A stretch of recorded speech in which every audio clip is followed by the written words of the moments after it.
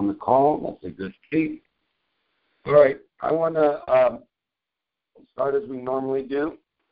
And Hardball, if you can mute your phone, because I hear a little bit of background from you, then I'm going to get to you in just a minute.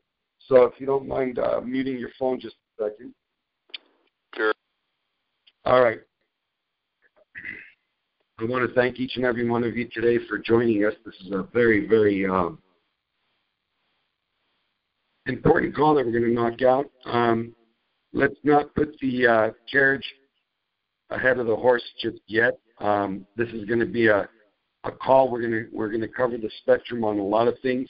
So before we get there, let me again say thank you to each and every one of you for joining us this evening. Today's date, June 17th, 2017, and we're approximately at 6:05 Pacific Standard Time. So a little bit of what's going on and what we're here for. So starting out this month, the 7th, I want to do a little bit of a shout out. So anyway, June 7th, my son Doug's birthday. That was a Wednesday. June 18th, my son Joseph graduated. June 9th was my dad's birthday. And on that same day, my nieces Ida and Diane celebrated their birthday. Tomorrow, obviously, be it June 18th, I'd like to begin the call by saying that I pray and I hope that all the fathers out there have a very, very special and fantastic and happy Father's Day to all of the fathers. I want to thank my dear friends at IQD Calls. They've always been very helpful in posting our call information. A couple weeks ago, we asked that they posted that information because we were going to knock a call out. I was really inundated with a lot of things going on. I just want to thank, again, the IQD Calls. And they do have like a little chat or a little forum. And I want to go back because we need to cover a few things first. And I want to say to a young lady by the name of White Lion that sometimes comes there with information and stuff that no hard feelings. My voice, maybe as I've gotten older, maybe my voice to you might sound like Yukon back in the day, but I'm not Yukon, and I don't drink alcohol. So I wasn't intoxicated on the last call that I did. That was all ad-lib, verbatim. Johnny on the spot. That's just how Vic rolls. So to a girl by the name of White Lion, no hard feelings. Continue bringing your good information and articles that you do over to the IQD Calls forum. No hard feelings, as I said. And Zig and a couple of the other moderators. Again, a shout-out to all of you guys for doing a fantastic job. And lo and behold, it comes down to my friend Jay. And Jay, thank you for all that you do as well. Ladies and gentlemen, for the last few, I would say, years, we've been inundated with a lot of, and I'm going to keep it very clean tonight. We've been inundated with a lot of hearsay, just talk, and like the Arab Spring, it blows in from the west and exits from the east. So let's gather our thoughts this evening. I want everyone to grab a bottle of water if you choose to, but make sure you have a notepad, a pencil, paper, whatever. I'd like for you to take some notes. What I want you to, and the first thing on the topic on taking notes, I want us all to remember that if you're looking for a future call, I did my best to try to get out as much messages and text to as many people as possible because this was, Hardball asked me if I wanted to do a call yesterday, and I said the funny thing is I was getting ready to call you and to knock out a call. So it was kind of like on a spur of the moment. So we have quite a few people on the call right now. But what we're wanting to do is bring more ears to the next few calls that we're going to do. I want to get back on track with bringing my brother Spencer on the call. He's very informative on natural and herbs and getting people's health back in order, as I can be a testimonial, and I can testify right here on an open call that when I was on a call and I had my wife in the emergency, after the call, he called me and said, Vic, whatever you do, you get Michelle out of that hospital and do not let them operate, and we'll take care of her naturally and with herbs, and we'll make sure that she gets her health back on track. And it's just that way, folks. So we have to concentrate, first and foremost, on our health. It's extremely important that we manage our health. Again, I'm a smoker. I've said to you many times, but I kind of I use a caliber within my own self, and I calibrate how much I smoke or when I smoke. But every morning, and it's been happening for the last 5-6 years religiously, I'll use a teaspoon of apple cider vinegar, and that being Bragg's apple cider vinegar, in a small glass of either orange juice or just water. If you can't handle the smell, then dilute it with something, but get it in you. And I've told these younger kids at work, that Monster, that Red Bull, and all those nonsense drinks, that's a killer. The niacin in it, there's a lot of chemicals that you don't need. Apple cider vinegar is not a chemical. It's a natural. It's just a natural form of not only vitamin C, but other energetic and antioxidants, that apple being one of the top rated antioxidants. You'll get more energy. You won't want to eat all this nonsense that contains high fructose corn syrup, which we all know about. And let's just stay on the trek of getting our health in the right position, because what good is all this wealth, quote unquote, going to do you if you're just going to run and spend it with all the pharmaceutical companies and doctors and all of this, chemistry, medicine. No good. Now, again, before we get going, I'd like for all of you, again, to remember and jot this down. For future calls, you can always reference and look at iqdcalls.com to see the gatekeeper information for a call. You can, and I'd like for each and every one of you that's on the call to rebuttal me with a email to thegatekeepers2012 at yahoo.com. Again, thegatekeepers2012 at yahoo.com. We're going to be discussing a lot of information, and if you do want to ask of Hardball something in confidence and in privacy, that'll be okay. That email will come through me, and then I will forward it to Hardball. And then from that point forward, you can discuss whatever issues or need of help that you have or need from Hardball, and he'll be able to take care of that himself and with you. There's always going to be a protective layer, and I'm readily steadfast at making sure that protection layer is always arbitrated in our favor.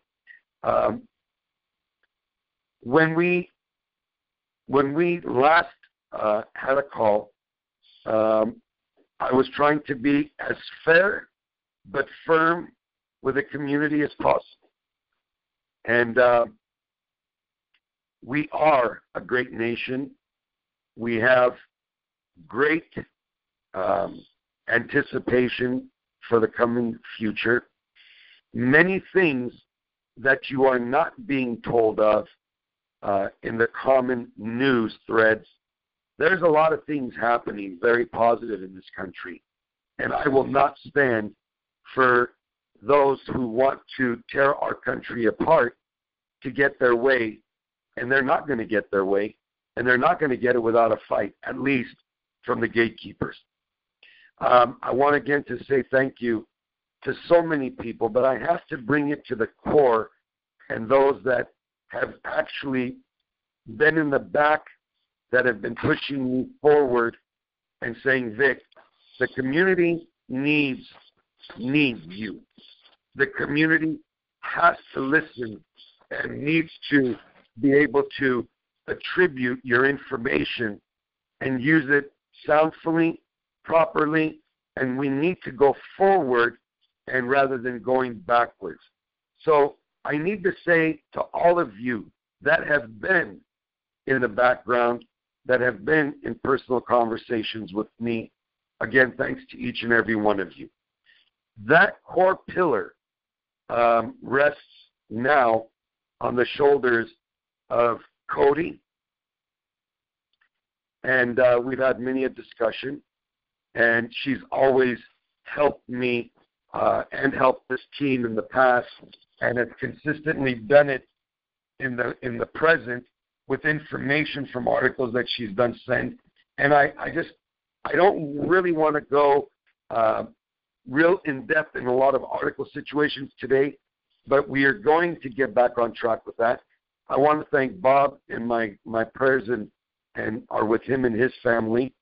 Bob has been somebody that really has mentored many people in the real estate industry, and I chose for him to be a part of my life as well, to help mentor me just as a senior figure and make sure that I stay on track.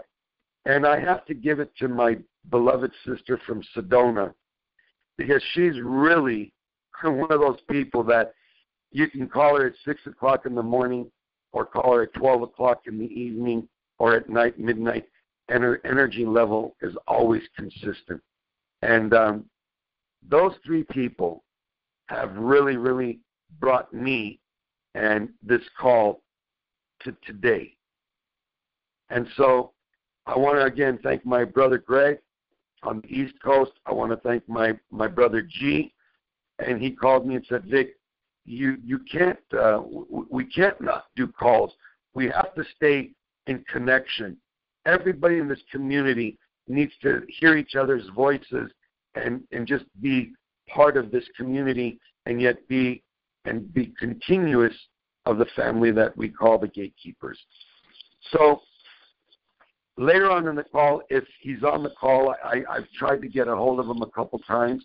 I don't know if he is on the call or he isn't on the call, or he might be listening, but maybe we can have Bob later in the call talk about an incredible feat that he took and endured.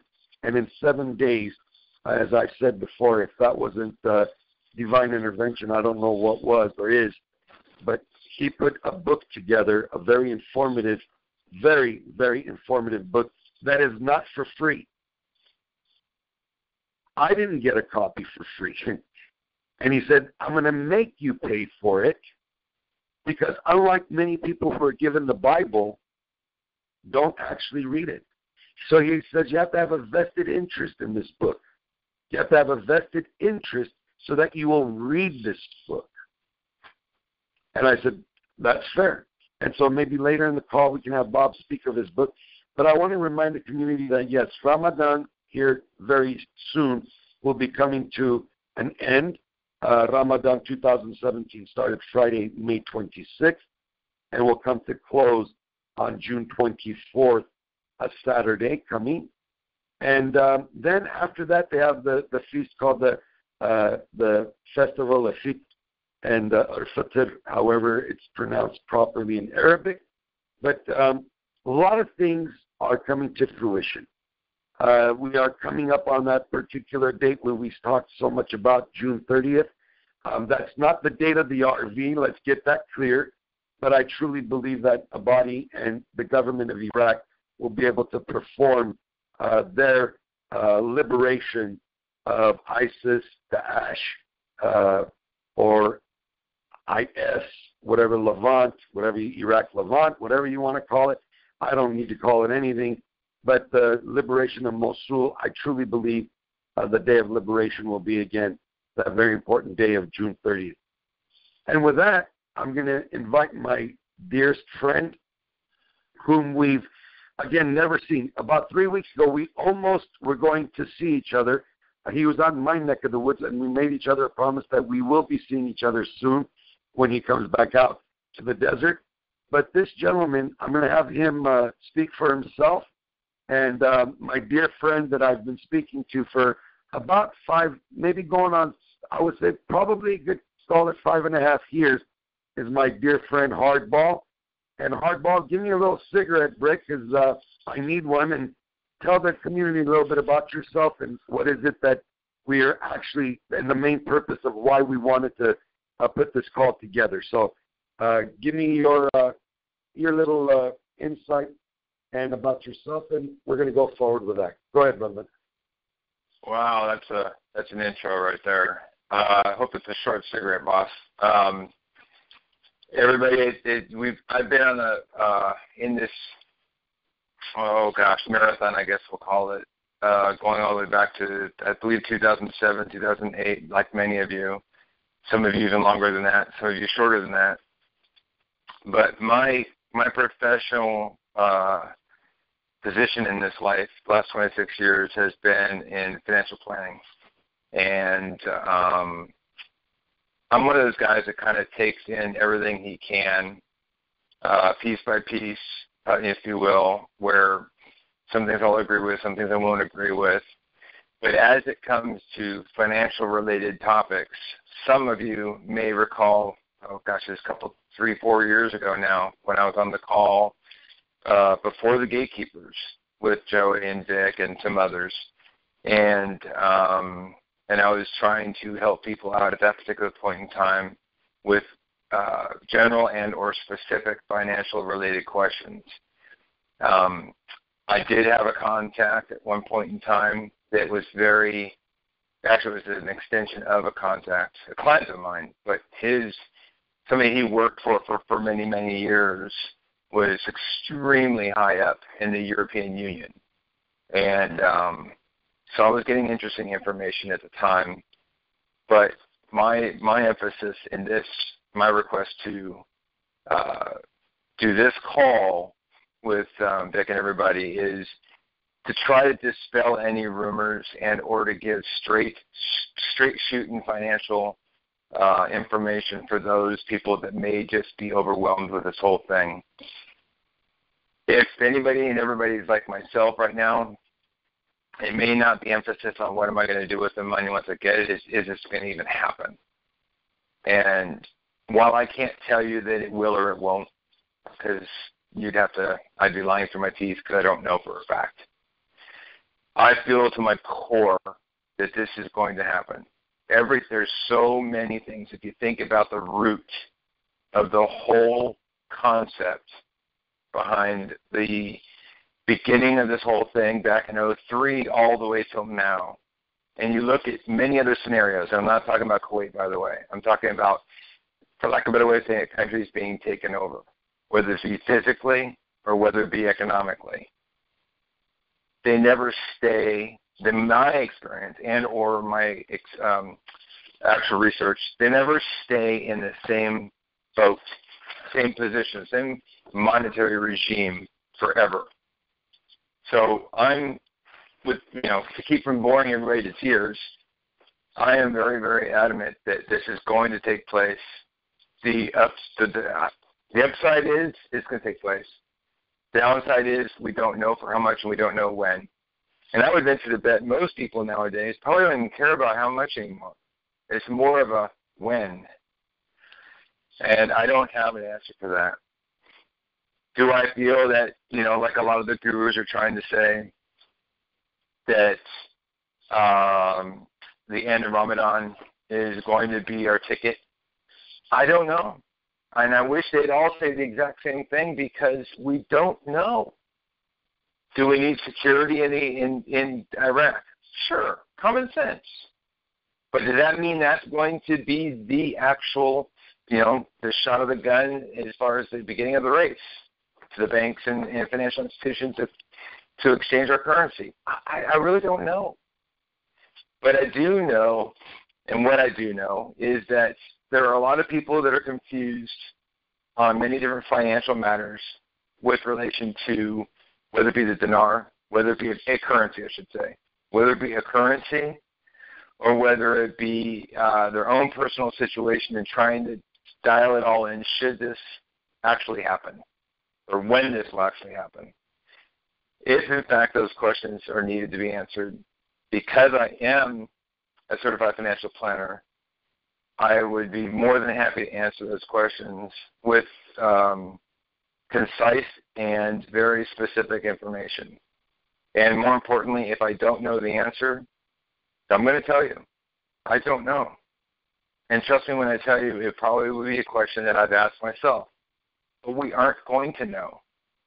One of those questions will be, how are we going to get taxed? If this goes down, what's the tax consequence going to be? We've all heard that question asked a million times.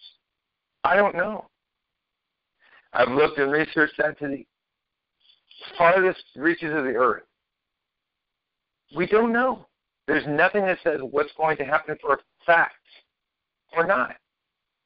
There's a camp that thinks it's not going to. There's a camp that thinks it will. We just don't know. You have to just prepare for the worst case scenario. That's really all we can do with anything. But that's a very general question that usually most people will ask. But there could be a lot of specific questions, or maybe you just want to have somebody that's in my shoes that does what I do, not just somebody that feels strongly about how they feel, but somebody that actually does this for a living. And what my opinion might be about that. I can even potentially show you and cite answers so you can see them for yourself. And I say might. I can't promise that, but I'll certainly try. So that's my version or my vision of what I wanted to help with on this call. It's been a long time since I've been on this call, and hopefully I can give help. And that's why, Vic, if you're done, if you're done with your cigarette break, that's pretty much, until somebody's asking me questions, I'd say that's all I really have to throw out there. Well, let's continue, and let's give an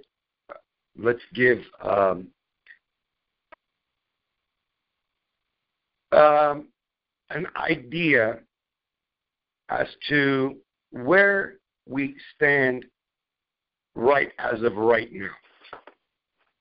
And so what you need to do is, if you are a researcher, if you are someone who likes to do research like I do, and I've mentioned a few times that a good barometer is to see what the sense of the marketplace, what they're feeling in the marketplace. You can get a pretty good barometer.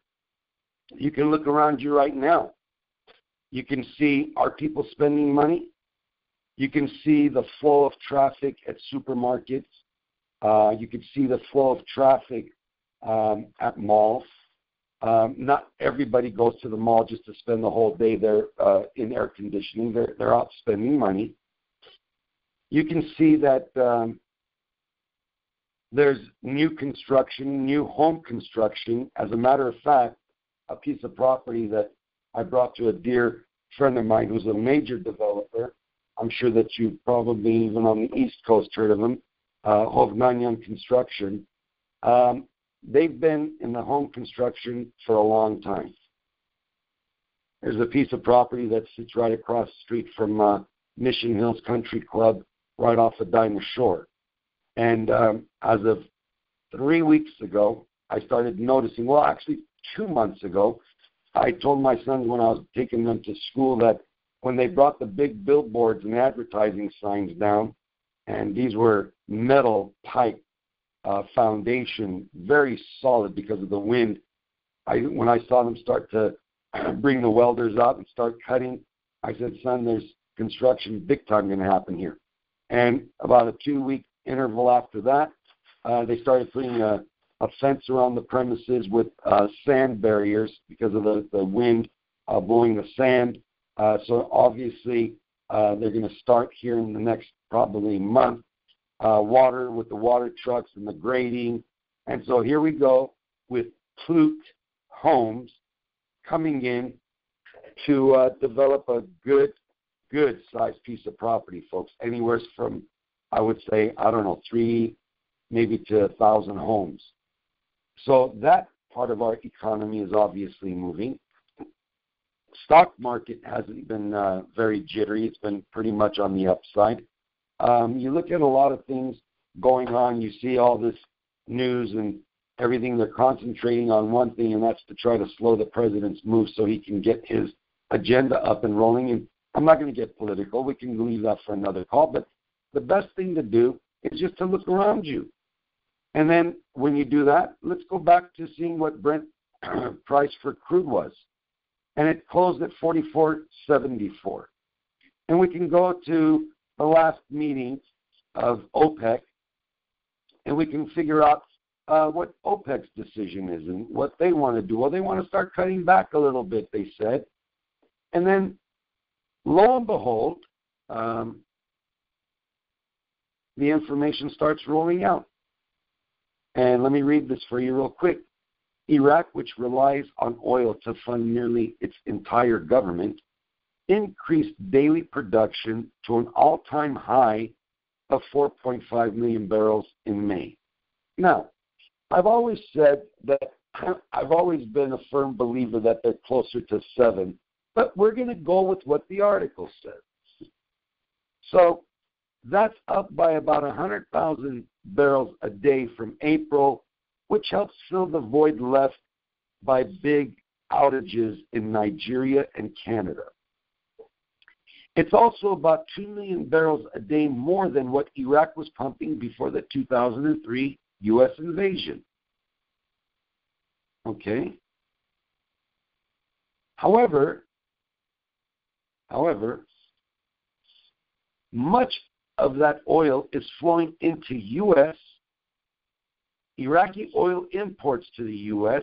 have tripled since January and now stand at the highest level since 2014, according to the Clipper data. Where Iraq ships oil, and they have a little graph, and at 8% is the U.S. of these 4 countries. We're the lesser of the 4 whom is importing Iraqi oil. 15% goes to South Korea. 22% respectfully goes to both India and China. So now, going back to what we do best, and that's, what do we do here? We do the math, we use common sense, and we definitely refer to history. So now, if all is well on the Western Front, as we say, and it is, it's all pretty good, why don't we then go to our apps and our phone? Now, oh, by the way, guys, I have what's called a smartphone now. I had to get rid of my flip phone, which is a disaster. I like my little flip phone. Well, let's go to our calculator, and let's do these numbers together. While we're doing numbers, let's figure it all out. It ain't no big thing. So if Iraq is going to be here soon, in a few days, mind you, probably just after, let's say, Ramadan. Let's say come at June 30th to start the month of July, say. If Iraq's going to do, as I said, the numbers that I gave you just a minute ago, so let's go back to Brent crude and just figure roughly 47.37 and multiply that by 5 million. That's going to give you an approximate figure of about $236,850,000 a day. $236,850,000 a day. Now we multiply that by 365, and that tells you that in the year from the get-go, or for, say, let's just do it and say from January to January, or March to March, or let's just round it up and say from July to July of 2018. That means in the coming year, and we're based on 5 million, and we're based on the 0.37. And we know oil is going to go back up. We got that. So if Iraq is currently the second largest pumper of oil in OPEC, then that means that 86,450,250,000 will be Iraq's income from oil, since its whole government just depends on oil to cover all of its expenses. And then there's your answer. So 85, 86, 87 billion, back up to 100 billion, back into the 90 billions that it was doing back in 2014, 13, 15, saying, yeah, the price of oil has dropped, but they're going to compensate for that and take the, as they say, tremors out of the marketplace by doing what?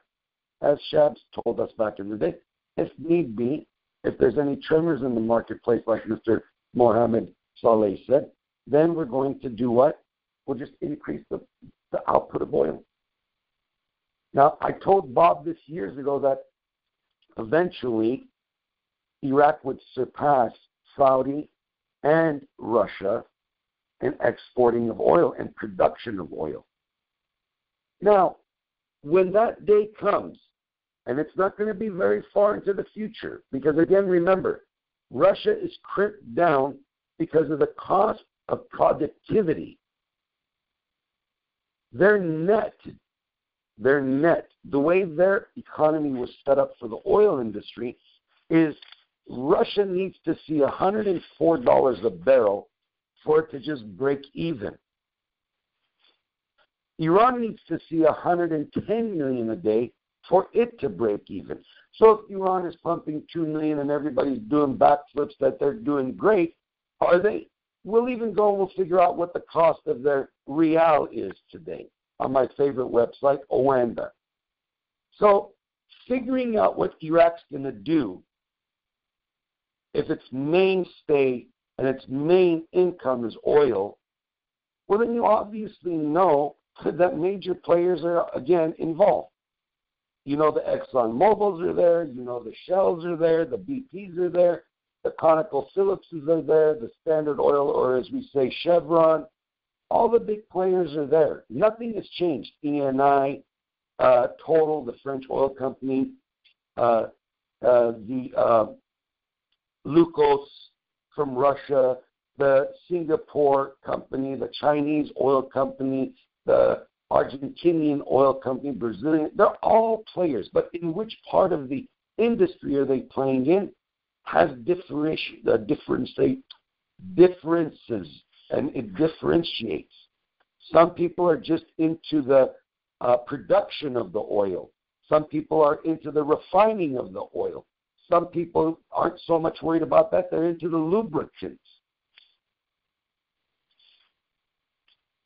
Some people are into the grease of it, the making of grease, that greases and runs machinery. So there's a lot of aspects. Then the tar, then the plastics, then all the different aspects of what we're talking about is, does the future of Iraq look brighter? It does. It does. Are we going to be rid of this ISIS, which I don't really want to go off into that tangent because I have a lot of different ideas that I'll just keep to myself. Well, what I will throw in the mix, and I said, and I'm going to give all of you this out, and also to investigate this out. It's not an out for us, it's an out for England. And I said that Brexit's exit is based on one of two things. Well, they want to be in control of their borders. Okay. They want to be in control of all of the immigrants that are being brought into Europe. Okay, I got it. But don't tell me that Tony Blair and GW in their little get-togethers and their cigar smoking and cognac drinking didn't say, hey, man, if we're the blunt of the cost and we're eating most of the cost and we're losing the most amount of soldiers and we're the ones that bring all the might and the brawl, you reckon we ought to be the two that takes the most out of this? In other words, the spoils of war? You think we ought to get the most? And England can't look at the United States and says, well, why don't we be an even partner? Because the U.S. can say, hey, why don't you shut up and pay me back what you owe me from World War II still? You just handle Basra and you be the little Coast Guard. That's the position. However, as they've always said, the brain is England and the brawl is the United States. Let's not get too far into that, because actually Iraq was at one time owned by England. And they would say the sun never sets on the British Empire. That was a fact. But so we can't come in and just push England to the side and say, hey, you have no stakes here. Because they do. They were there before us. They liberated Iraq of the Ottoman Empire. So the English say, we got to play in this, dude. We got to say, okay. The Sykes-Picot boundary transaction back 100 years ago, where they chopped up the Middle East into squares. Okay, France, we're going to give you Syria. Okay, Italy, we're going to give you that jerk over there. Well, no, he wasn't a jerk. He wasn't even born there. We're going to give you Libya. England says, well, don't worry too much about Iran. They're my backdoor partner. I want Iraq, though. Saudi Arabia, the United States said, as we sharpened our teeth, we said, no. Enough is enough. We'll deal with the kingdom. Those are our buddies. We'll deal with the Sunnis. England, you deal with the Shia. So now as we move forward, we're seeing that England, as greedy as it is, never wants to share with anybody its spoils of war. I want you to think now and bring this into the concept of reality, is that does England want to share with 27 other countries in the European Union its cut of the dinar?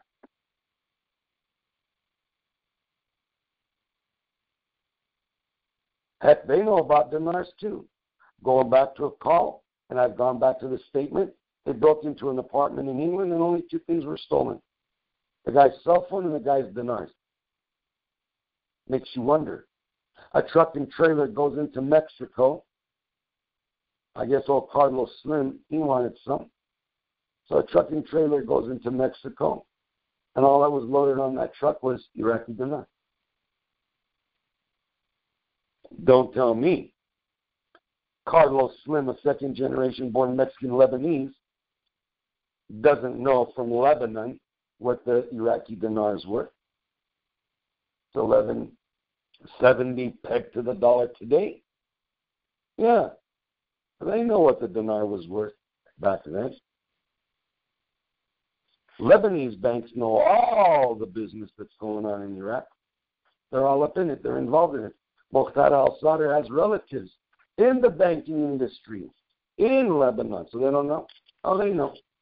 So we need to get what out of Iraq? We need to get ISIS out of Iraq. And we need to get the Iranian-backed militias out. The Mohandeses, the Amiris, the Malikis, the Qasem Soleimanis and the likes of those jerks out. And this stability, both financial and political, will stabilize. Because your biggest problem in Iraq is that Iran doesn't want to see it fly. Doesn't want to be the mother eagle that pushes the little eagle baby to the cliff's edge and says, either you do one of two things. Either you fall and die, or you learn to fly. And you're going to soar. And that's it. Iran doesn't want that. Iran just went through an election. 65%, bigger than Richard Nixon's landslide victory, supposedly. But to what? And to who? And to against whom? You can't even get on that. You can't even put your wanting to run for president unless Khamenei gives you approval. So he already stacks the deck of cards against you. So as much as he doesn't really like Rouhani, he didn't want, once he got the control, he doesn't want it to get out of control again. He doesn't want a Greenpeace movement again like in 2009. However, unbeknownst to him and the likings of his friends and himself that harbor less than the 1 percentile, so we'll call it the 1/100th of a percentile, who own everything now, either through robbing, stealing, beating you up, throwing you in Hotel Evin, eminent domaining your properties, your lands, your apartments. So, as they say, it's a gangster-run society. He doesn't want anybody from the outside coming in unless you're coming with money. And this idiot doesn't realize that, like a Bernie Madoff scam, anybody offering you 24% interest, don't take that deal. Iranian banks offering you 24, not you, forget Americans, Europeans, English, French, Chinese. Why do you think they're not biting? Anybody offering you 24% interest, you're getting ready to be fleeced. And if you're not an Iranian, you're not a nationalized Iranian citizen, you can't buy property there, and you can't lease it like you can in Mexico for 99 years. It don't happen.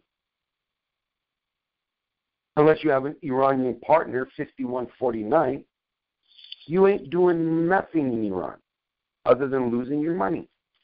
And so, all of a sudden, in the years since ISIS started, in the years since 9/11 and all the terrorists that were harbored in Iran and all schooled in Iran, and yet Iran, it's Wahhabism.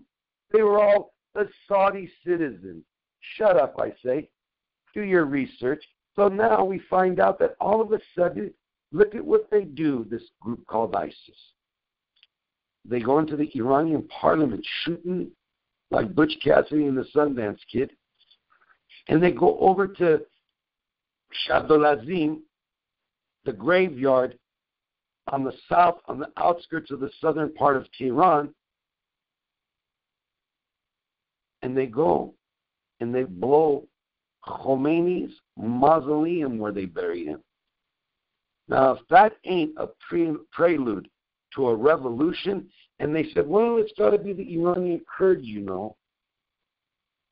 Really? It has to be the Iranian Kurds. I don't know who it has to be, but I'm glad it's happening. Because now, not the billions, 1, 2, 3, try the hundreds and hundreds of billions for the last 37 years that these mullahs and clergy of Iran have siphoned into their English bank accounts. Remember we were reading how all the big players in Iraq are all taking their money to London, and I started chuckling. I said, well, where else are they going to take it? It's called the city for a reason. All the financial interests of the world have a haven in London and in the city where the actual monies of business started back in the day, where everyone says, yeah, Lloyd's of London, like they really know what Lloyd's of London is. But we'll give them that. And every major conspiracy, every major contribution to whether it's housing of and the homage of putting into, shield accounts in the Channel Islands, it's all formulated by the city. And that's where the gangsters' money is. All of it. We think Switzerland. Go look and see the construction that's happened in Switzerland in the last 15, 20 years, and then go look at what's happened in London in the last 20 years. Maliki ain't that stupid to not want to put his money in London. The Russian oligarchs aren't that stupid to want to put their money in London. But all the major English banks got hit with major fees. It is very easy to do. Why? Ask yourself. Why Barclays? Why HSBC, the old Hong Kong Shanghai Bank? Why Standard, Standard Charter? Why did all these major English banks get hit with major lawsuits? because they were housing Iranian money, cartel money, opium money from Karzai and his Pakistani buddies called, quote-unquote, they hate the Taliban. Really? Since the Taliban's been there, you guys really love them because the production of opium has gone up over 100%. Who are you guys lying and cheating and playing with here? Like we don't know? And that's why I said, again, not being political, that's why I said, President Obama, why on God's green earth would you give Iran, even if it was their money, why did you give them euros and Swiss francs? Well, we don't have banking relations. Better yet, not to give them money. What? But in the middle of the night, you're going to drop these dudes pallets of money that can't be traced or tracked. As I said, our Treasury is the strongest combatant of terrorism, money laundering, the world over. They can tell you right now how many C notes you have in your pocket because it's bond rolled. They have that ribbon in it, and it's magnetic like your credit card. They don't need a phone to GPS you. Go find those euros. Go find those Swiss francs if you can. Go. See if you can. Catch me if you can. You ain't catching those. You might catch others. You ain't going to track those euros. You ain't going to track them Swiss francs. Sorry to tell you. So when we come to this call and we're talking about a certain entity called the Iraqi dinar, we've broken it down. We said, look, good, bad, or indifferent, we know the reason why they suppressed this currency. We got that. All of us, and let me go back again, because this is what I don't like, is when people forget a conversation, not with me, but with themselves when they've read something. The 13303, unlike the protections that it gives corporations and mercenaries, you as an American person or corporation, a corporation is not a person. It can be treated as a person, but it's not the flesh living person. So the corporation protections are a bit different than you and my protections, eh? But why would that 13303, if it's protecting American corporations, also protect soldiers of fortune or mercenaries?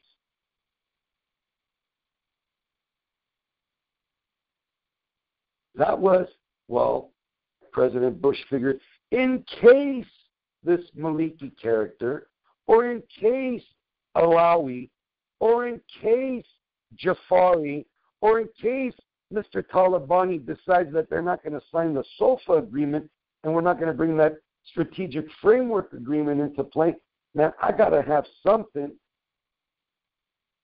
And then why is it all of a sudden that in December of 2011, all of our forces leave, and yet we had no problem sending them right back in again to fight ISIS? Wait. Let me get this right. You're not going to sign the SOFA agreement because you call me who? Well, you were supposed to liberate me. Okay, well, we can't. Well, why are you staying? America, get out. You liberated me from my tyrant. Now why are you? Oh, America says, oh, just like that. I liberate you twice. Once Kuwait and once you. And I protect the Saudi kingdom from Iran. Nobody says Iran, but that's the true factor. I come and I liberate you guys. I give you your freedom. I walk out the next day. ISIS opens its doors and starts doing business in your country. Does that make any sense? You don't give me the SOFA agreement. So when my soldiers come back, oh, they're not soldiers. I call them teachers nicely to give it away in a nice way and not say advisors because that sounds ugly. As like my buddy Richard would say when he was sitting in a gun, he was a gunner on a Huey in Nam, and he said, he was telling the South Vietnamese, I advise you to do this with this 50 cal. as he was blowing away North Vietnamese and the Viet Cong. I don't want to say advising that way, but I want to teach you what to do and what not to do. So if I'm going to come and liberate your country and the spoils of war, we haven't even counted yet, Mr. Abedi, how many barrels of oil you've sold at however many billion. If we're doing 85 billion a year, and we can go higher or lower for the last 10 years, that brings me up to 850 billion. Mr. Abedi, that means the last 10 years of Iraqi oil should have just been given, not sold, given to the United States.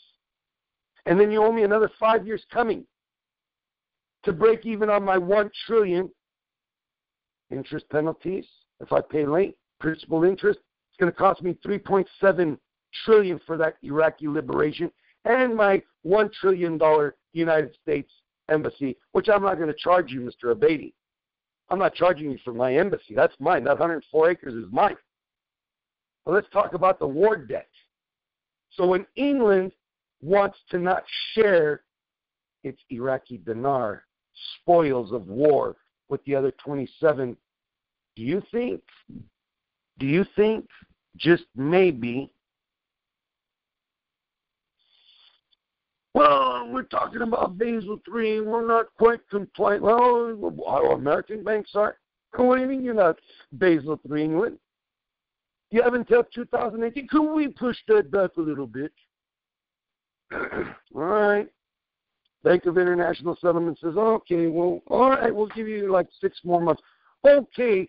Once they got that okay, that's when you heard of Brexit. And Brexit blew into England just like these guerrilla warfare tactics from these jihadists. And all of a sudden, in 3 weeks, 4 weeks max, England and the people are deciding if they're going to leave the European Union. And the first divorce payment just to start for is $100 billion. Now, where in God's name is England going to come up with $100 billion when it's got other debts it can't even pay just yet?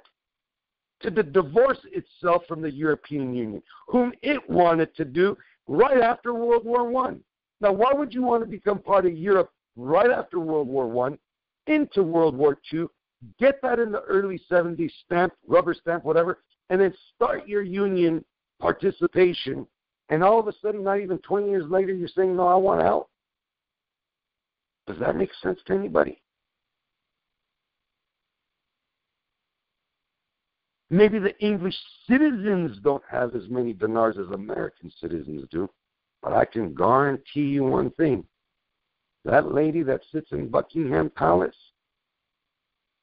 one of the richest people on earth, do you think that old lady and her third cousin from the Greece kingdom doesn't have dinar? And Nisu, some stupid kid in America, has dinar, and that queen don't have, when she knows all about VAT tax? You're going to pay her VAT tax. And she don't know. And we're all worried that if it's going to be 86 cents, it's not enough. Oh, God, I like what Vic says. It might be close to 4. Forget all that. Let's talk to Hardball about hitting a hardball and not getting hit by a hardball. Because everybody out there, 800 numbers this. If I'm part of this group, can I do that? What are you people talking about? If you haven't made $1 million yet, to tell me about how to make my first $1 million because you're working on your second $1 million, let me tell you how easy it is. Before you eat that filet mignon and burp, because that's a good thing to do to a European cook, meaning his dish was so good that you have to show him respect by burping. Before you could burp, you'll lose. You'll lose. Because you don't even know what a living trust is. You don't even know what a revocable or irrevocable trust is. And some dude trying to sell you a 3,000, 4,000, 5,000 package deal now, get it now, and then get 10 of them. Because if you put all of them in one account and you hit a school bus and you kill a few people and they penetrate that, you got everything going down the drain. Has anybody said stop, listen, and learn first? Can't we protect ourselves a little by educating ourselves first? And then when the money gets here and you have the money to go see Johnny the accountant, to go to Ernst & Young, to go to KNPG, to get their other diversified portfolios that they can put on you. And they're a great company, folks. They got things that are going on, cybersecurity and this and that. Oh, man, it's all great. But you know what the old saying is? No honey, no money, no honey. Even if you ain't got the honey, I don't know. But if you go to anybody and want some service for a fee, you better have money. You better be willing and not be frugal to spend good, earnest money on protecting the future of not just you and your grandkids, as I've said, 7 generations into the future. These wealthy, they're not worried about them. They're not even worried about their children.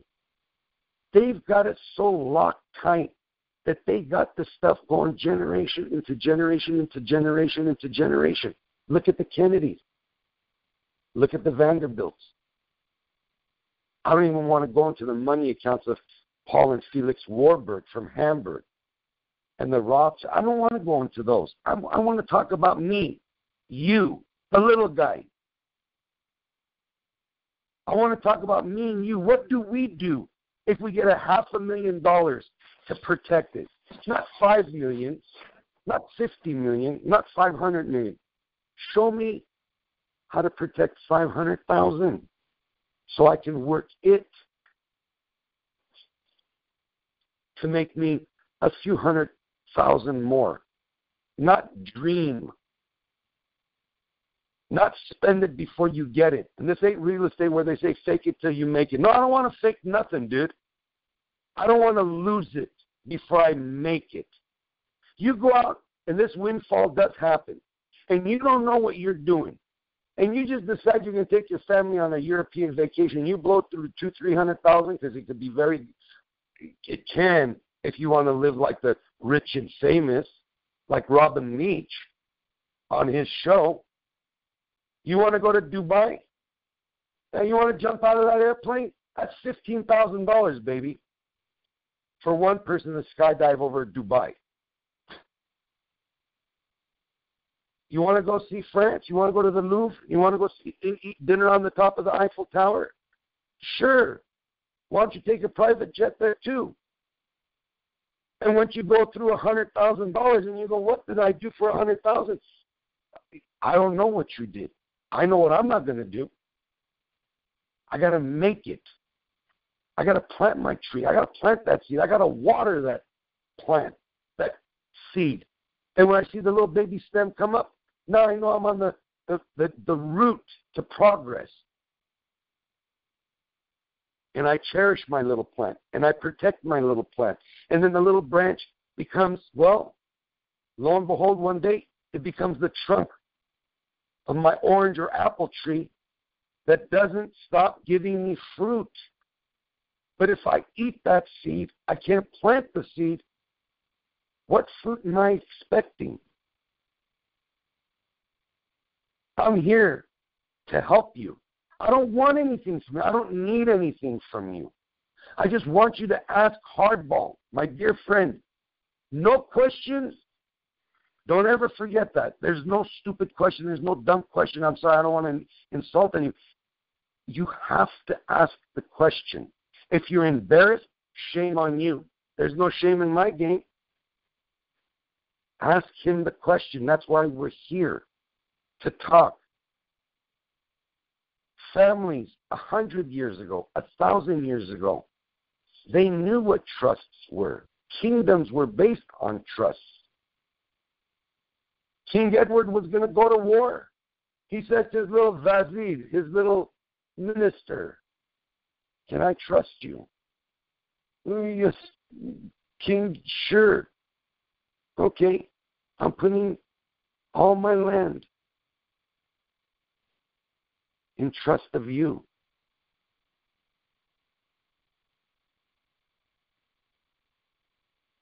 You don't want to ask a few questions so we can squash this nonsense in this community for the last 5-6 years? People all of a sudden come from here, come from there, this group, that group. They'll parlay your money. They'll do this with your Iraqi dinar. They'll give you Iraqi dinar bank account. Where's that bank? Where's that Morpha? Where's that stupid bank in Iraq that people gave good money here, that they would get dinar over there? Where is that? Where's that bank? Morpha, whatever the bank was called. Where is it? Give me the address. I'll go there. Why? I'll have Zaki's wife go there. He talks to her every day. I was going to bring Zaki on the call. He's off Saturdays. Maybe next week I'll bring Zaki on the call. Maybe he can ask you guys answer some questions about Iraq you might have. Right from, he talks to his wife every day. How's things in Iraq? Well, it looks good. What about ISIS? About ISIS. What ISIS? So, I want you to write this down before we get started in answering and maybe first saying hello to all of you. I want you to write, if you look in the future and you wonder, or you can send me an email, that's fine. I'll answer it the best I can. Look for our future calls on the iqdcalls.com, number one. Number two, I want everyone that's on the call right now to at least send me a text and say, hi, Vic. And because if you're going to want to ask Hardball questions, you're going to ask me first through an email so that you can then speak to him. That's a protective layer. Case closed. Nothing in it, nothing out of it. It's a protection clause that I have to protect my friend. Case closed. You want to ask him a question? You have something you need to discuss? No problem. Send me an email, the Gatekeepers 2012 at yahoo.com. Hi, Vic. This is Brandy. Can I speak to Hardball or I have a question? No problem. I forward him the email. If need be, he'll contact you. No ifs, ands, or buts about it. We'll get your question answered. But to go without even having any idea as to what the reality of what we're talking about is, people spending thousands and thousands of dollars on trust, they don't even know what they're doing. And that's what's giving Hardball and me acid reflux.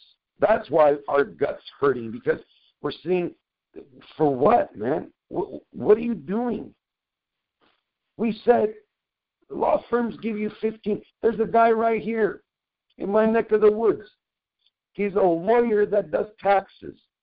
He says the reason it's smarter, per se, quote unquote, to see a lawyer who does taxes is because of that confidentiality. If you haven't filed taxes, we'll help you with the IRS. He says, I'll give you a free orientation. Come to my office. I'll give you half an hour, maybe an hour free. Every day this guy's advertising. And he's one of the best in his business here in my neck of the woods. He's in La Quinta. No big deal.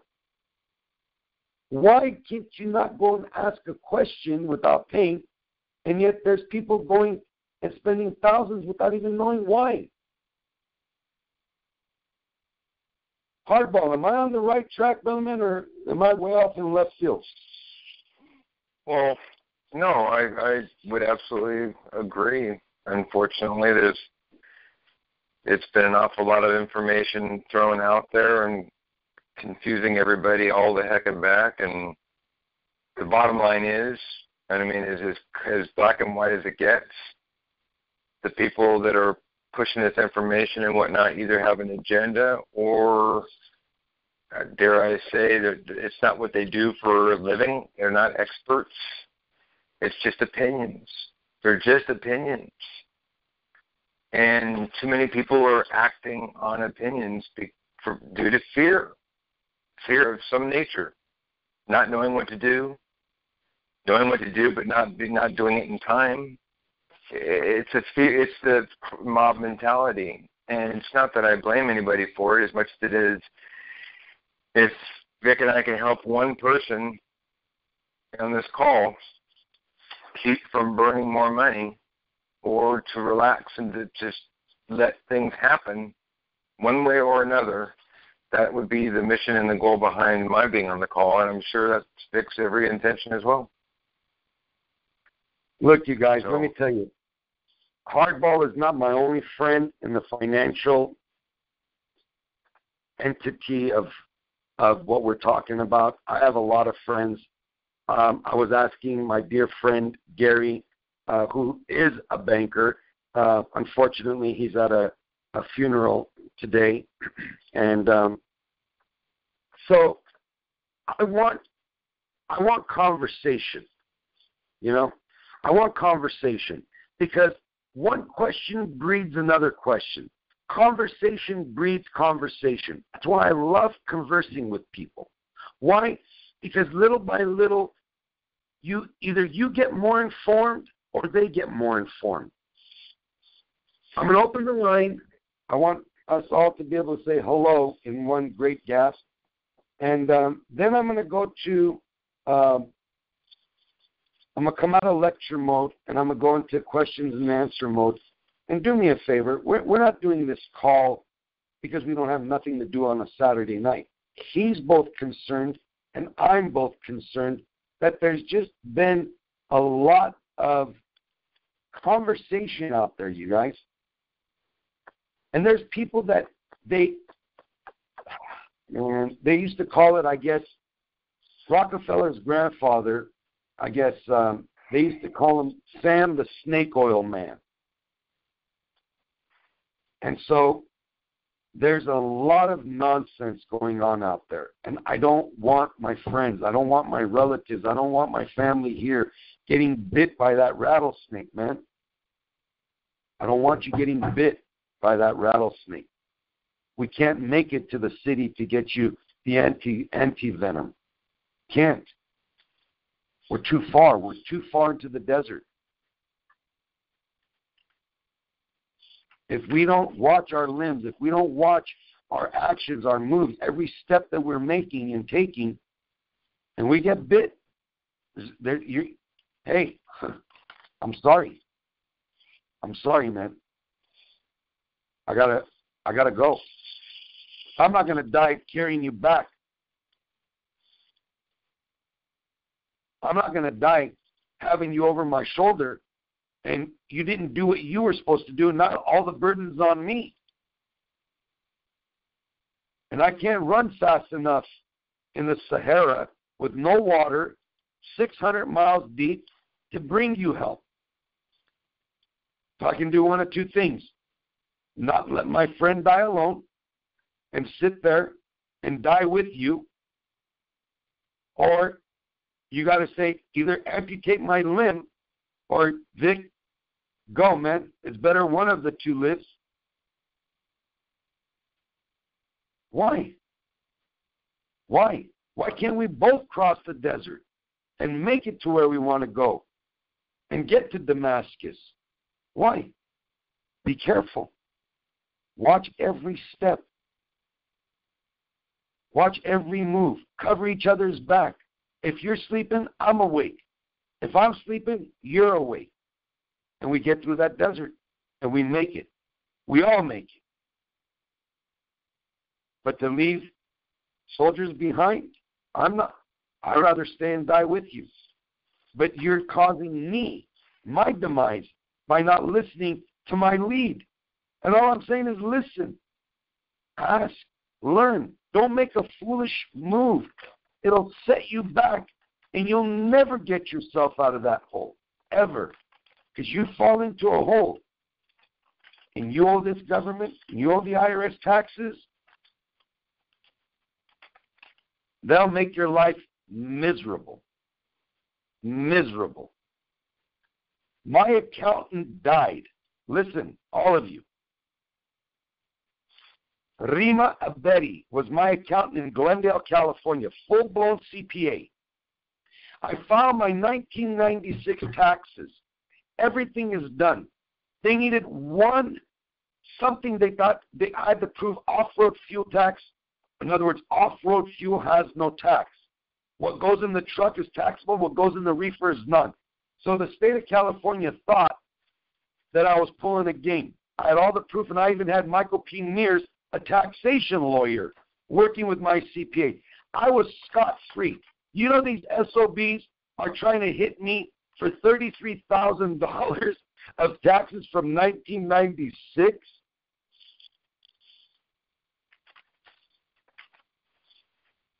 I'm good, though. That's an example. Say you don't have your ducks in order. Say you don't have your paperwork in order.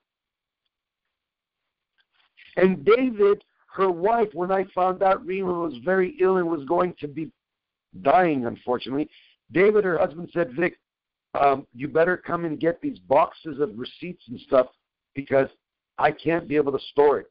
We got to empty this office. Rima she can't work anymore. I said, no problem. You don't have your tax papers saved for 7 years, and then they want something, and you don't have proof.